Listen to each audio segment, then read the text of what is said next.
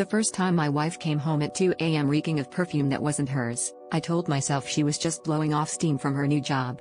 But then it happened again, and again, every night, always with a different excuse, always with that same distant look in her eyes. Last Friday, I couldn't take it anymore. I left work early, heart pounding, and followed her car through the rain-soaked streets, headlights flickering in my rear view. She parked in front of a neon-lit church basement and disappeared inside, almost like she was relieved to be out of sight. I waited 10 minutes before I went in after her. The sign on the door read support group, confidential, no judgment. I heard hushed voices from behind a partition and crept closer, careful not to be seen. That's when I saw her, perched on a folding chair, hands clasped with the last person I ever expected, my boss. He was laughing, leaning in, whispering something that made her blush. The room was full of strangers, but they looked like they belonged, like they'd done this before.